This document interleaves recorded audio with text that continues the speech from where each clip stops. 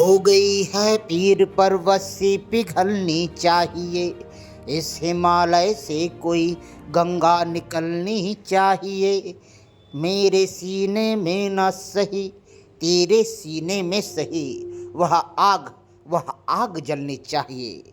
इसी आग को, इसी हक और अधिकार और इंसाफ की मांग को लेकर खंडवा की रंजीता चौहान मध्य प्रदेश के सफाई कर्मचारियों के हित के लिए 4 सूत्री मांगों को लेकर 27 दिन तक भूख हड़ताल पर बैठी रहीं, जिसका परिणाम ये रहा कि 27वें दिन प्रशासन ने कूट रचित नीति के अनुसार उन्हें वहां से उठाकर खदेड़ तो दिया, किंतु अभी भी मांगें लंबित है। स्थानीय प्रशासन से लेकर मध्य प्रदेश प्रशासन तक अभी भी सफाई कर्मचारियों के हक और अधिकार को लेकर ना ही कोई कदम उठाने को तैयार है और ना ही सहमत है कि इन्हें यह अधिकार और हक दिए जाएं। खंडवा की रंजीता चौहान ने भले ही पूरे मध्य प्रदेश के सफाई कर्मचारियों के लिए लड़ाई लड़ी हो, किंतु वर्तमान में खंडवा महापौर और खंडवा कमिश्नर ने उनकी 9 महीने से तनख्वाह ही रोक दी है। उन्हें यह एहसास कराने के लिए कि तुम अपितु पूरे समाज के लिए लड़ो, मगर समाज का कोई भी व्यक्ति तुम्हारे लिए लड़ने के लिए खड़ा नहीं होगा, तुम्हारी तनख्वाह के लिए मांग नहीं करेगा। वैसे ही यह लड़ाई निरंतर लड़ते हुए रंजीता चौहान का कहना है कि मैं केवल वेतन के लिए यह युद्ध नहीं लड़ रही, बल्कि मैं वाकई सफाई कर्मचारियों के हक और अधिकार के लिए पूरे खुले रूप से मैदान में आ चुकी हूँ और मैं जब तक हक नहीं मिल जाता तब तक यह लड़ाई निरंतर लड़ती ही रहूँगी। जिसका परिणाम यह रहा कि वर्तमान में मध्य प्रदेश सफाई कर्मचारी आयोग ने तो उन्हें आमंत्रित किया ही, साथ में दिल्ली की समिति ने वहाँ के यूनियन के साथ में दिल्ली सफाई कर्मचारी आयोग ने भी उनको आमंत्रित किया और उनके विचारों से ओतप्रोत हुए। जहां उन्होंने बताया कि वर्तमान में सफाई कर्मचारी, जो कि अभी सर्वोच्च न्यायालय द्वारा जो खंडपीठ ने निर्णय दिया है कि आरक्षण के अंदर आरक्षण, मैं उसका समर्थन करती हूं। मायावती और रावण जैसे जो नेतृत्व हैं, जो कि वर्तमान में हमारे वाल्मीकि समाज और सफाई कर्मचारियों के हित को न देखकर अपने स्वार्थ में हमारा और हमारे आरक्षण का विरोध कर रहे हैं, मैं इन सब का विरोध करती हूं और मैं मांग करती हूं कि भारत सरकार को, मध्य प्रदेश शासन को सफाई कर्मचारियों को हक और अधिकार के साथ में सुख और सुविधाएं देना जरूरी है। आइए देखिए रंजीता चौहान ने और क्या कहा, आप भी सुने। भारत माता की जय। सर्वप्रथम वाल्मीकि भगवान के श्री चरणों में नमन। अजर अमर संविधान रचिता बाबा साहब भीमराव अंबेडकर जी के चरणों में नमन। हमारे इस संगठन के संस्थापक वासुदेव राव जी चांगरे साहब जी के चरणों में नमन।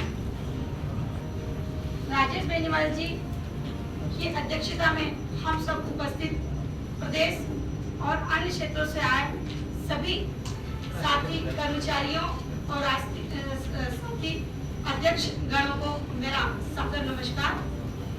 जय भीम, जय वाल्मीकि।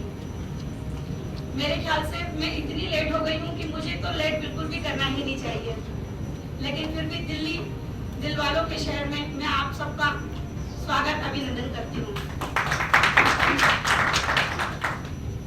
यहाँ पर सभी प्रकार की चर्चाएं शायद हो गई है, लेकिन वाकई में कुछ दिनों से वाल्मीकि समाज में खुशियों की लहर दौड़ने लगी है। इसी कड़ी में जैसे कि हमें अभी तुरंत 1 अगस्त को आरक्षण में से आरक्षण देने की बात रखी गई, जो निर्णय बहुत ही हमारे भविष्य के लिए, उज्जवल भविष्य के लिए, बच्चों के लिए बहुत ही उपयोगकारी सिद्ध होगा। इसी प्रकार कल ही माननीय हमारे मध्य प्रदेश के मुख्यमंत्री श्री मोहन यादव जी ने परमानेंट करने के निर्णय लिए।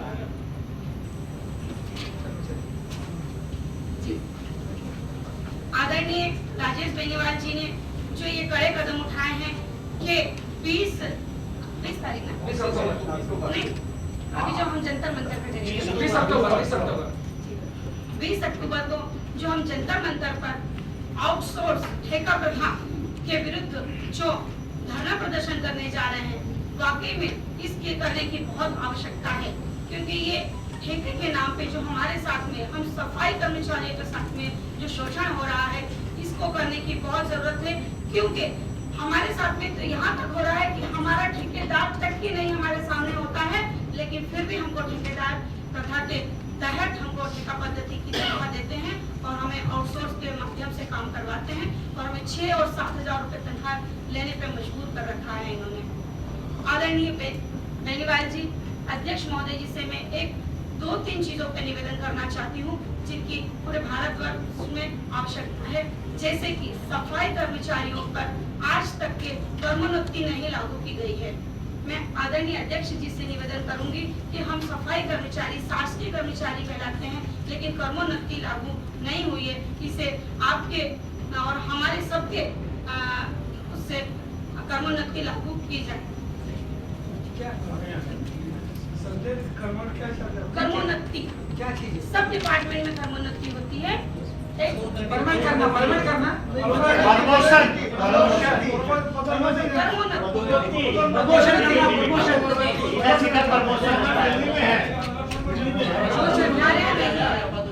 सफाई वाले से ऊपर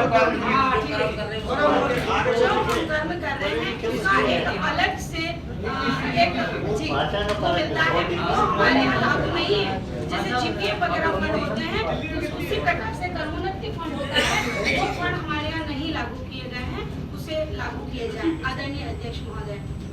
दूसरा, वर्षों से स्थायी कर्मचारी को सिर्फ झाड़ू भत्ता दिया जाता है, लेकिन अभी तो हमारे यहाँ करीबन 25 साल से कोई कर्मचारी स्थायी नहीं हो रहा है, लेकिन जितने भी कर्मचारी स्थायी कर्मचारी हैं उन्हें झाड़ू भत्ता मात्र 50 रुपए मिलता है, जबकि आजकल तो दौर चल गया है कि 100 रुपए का डंडा लगता है और 150 रुपए की झाड़ू लगती है।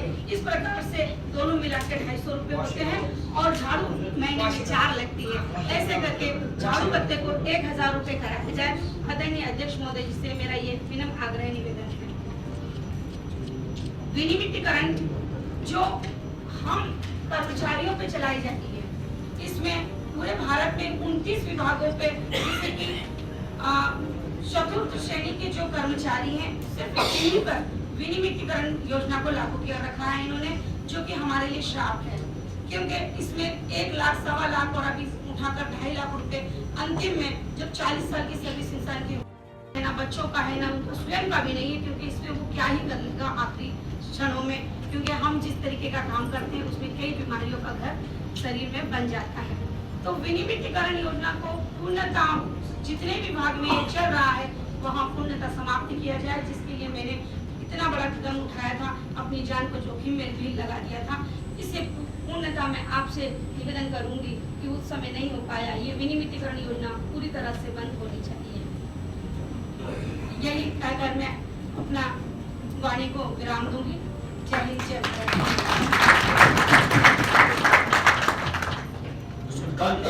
कमल जी, हमारे हरियाणा से बब्बर शहर उपाध्यक्ष भाई, आप भी अपने विचार रखें। राजेश बेनीवाल जी और मेरे पिता तुल्य विजय भोजी और सबका मैं नाम तो नहीं जानता, माफी चाहूंगा, सम्मानित मंच और मैं आप सबका हृदय से यहाँ पहुँचने पर दिल्ली धन्यवाद करता हूँ, दिल से कोटि-कोटि नमस्कार करता हूँ। जय वाल्मीकि, हर वाल्मीकि, जय वाल्मीकि। मैंने बड़े भाई राजेश जी बेनीवाल जी को और विजय भोजी को गुड़गांव बुला के समस्या दिखाई, जो अपने वाल्मीकि लोग, कॉमर्स के लोग हैं, गुलाम से भी बेहतर जिंदगी जी रहे हैं। इस सरकार में जो कच्चे कर्मचारी थे उनको 17-18 हजार रुपए मिलते थे, जो कभी हमने लड़ाई करके 4200 से 81 जो कराए थे, वो अब 16-17 हजार, वो इस सरकार में वो 9,000 रुपए ठेकेदारी करता था, गुलामी 300 रुपए में जो सफाई कर रहे हैं। गुड़गांव दिल्ली से के पास साइबर सिटी कहा जाता है, वहाँ नरक की जिंदगी जी जा रही है उन लोगों की। तो मेरी आदरणीय अपने राजेश बेनीवाल जी से और आप सबको से आग्रह करता हूँ कि अपने समाज को बचाया जाए, इनकी रक्षा करी जाए, इन लोगों को गुलामी से निकाला जाए। और मैं तन मन धन और गन से भी आपके साथ हूँ। और जैसे कि मेरी